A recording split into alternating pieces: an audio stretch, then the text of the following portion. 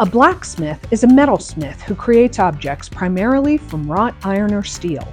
The term comes from Old English, black referring to the reaction of the iron when it's heated, and smith meaning to strike.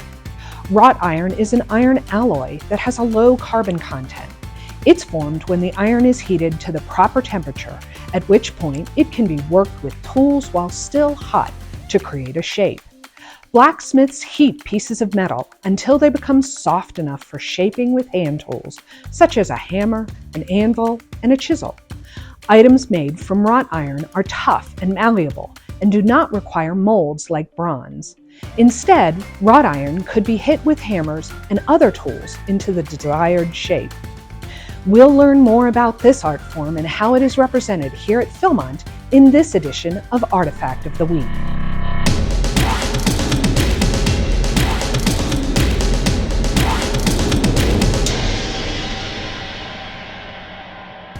The first evidence of smithing by hammering iron into shapes is found in Egypt, dating to 1350 BC, and was likely the product of a Hittite tradesman who it is believed invented forging and tempering.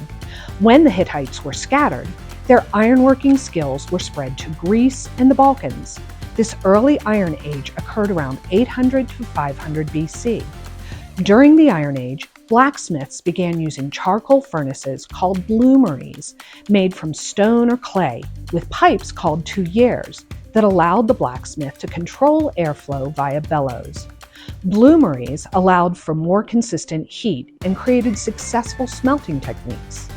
Another significant advancement at this time was the quenching process, which is a process during which smiths heat the metal up to a certain temperature before rapidly cooling it using a quench medium, typically oil or water among others.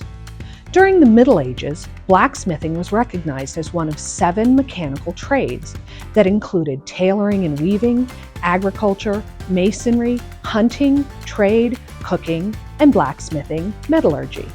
The most significant change for blacksmiths in the Middle Ages was their status in society. Blacksmiths became incredibly important and revered members of the communities. In nearly every town, the village smithy or forge could be found in the city center, where all citizens had easy access. The smithy was the place to visit for weapons and everyday tools that a layperson might need to be forged or repaired. Some decorative work for fences and gate tops were crafted mainly for security purposes. Items for kitchens and fireplaces were more functional than decorative, though their shapes and construction were infinitely varied. Many specialists existed. Armorers created items for cavalry units like helmets and body armor. Farriers specialized in horseshoes. Cutlers made knives, swords, and scissors.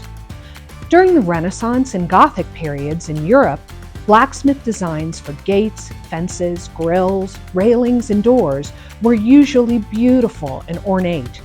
A Frenchman named Jean Tijoux is credited for his decorative blacksmithing in the late 17th century in England, where he worked on several of the key buildings such as Hampton Court and Kensington Palaces, and St. Paul's Cathedral. Similar decorative designs were found during the Baroque, Rococo, and Neoclassical periods in Spain, Italy, Germany, and France. Blacksmiths in early America were responsible for making mostly functional items, such as farm and livestock equipment, building materials, and weapons. As America expanded, blacksmiths went west. Some of them opened businesses in frontier towns and became rich selling their products on trade routes. Many of them repaired wagons and carriages. This allowed Americans to travel throughout the Old West and build communities. Today, blacksmith artisans carry on the traditions of creating beautiful and useful works in iron. They use modern technology combined with traditional smithing techniques to create everything from beautiful art pieces to tools for everyday use. Modern blacksmiths use state-of-the-art furnaces to smelt metals, which they then craft into tools, accessories, art, and even replica weapons. Here at the Villa Philmonte, the New Mexico home of Waite and Genevieve Phillips, we have numerous examples of beautiful ironwork created by many master blacksmiths including artist Samual Yellin. Born in 1884 in Ukraine, Yellin began his blacksmithing apprenticeship at age 11. He was nicknamed the Devil for his craftsmanship with a hammer and his sense of humor. In 1905, he left the Ukraine for Philadelphia, where he took classes at the Pennsylvania Museum School of Industrial Art, and within several months became a member of the faculty. He opened his shop in 1909 and became famous for his decorative ironwork, winning multiple awards. The building boom of the 1920s was his busiest time, and he employed up to 250 workers, where he inspired them into new areas of ironwork design. To this day, Yellin's work can be found on numerous college campuses, banks and business buildings, places of worship, and private residences throughout the United States.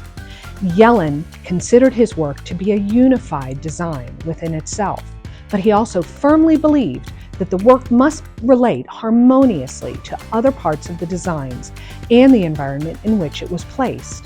He would also take into consideration the personal characteristics and tastes of his clients, which is evidenced in the work here at the Villa Philmonte. His art reflected in the taste and style of both Waite and Genevieve Phillips throughout the house, on the fireplaces,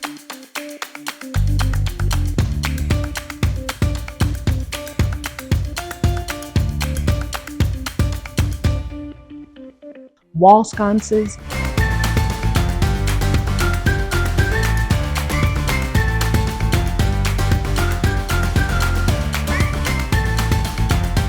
gates,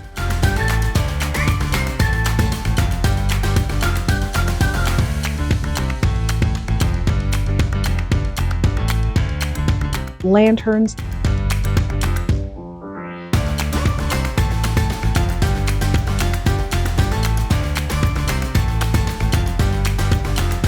and the decorative screens.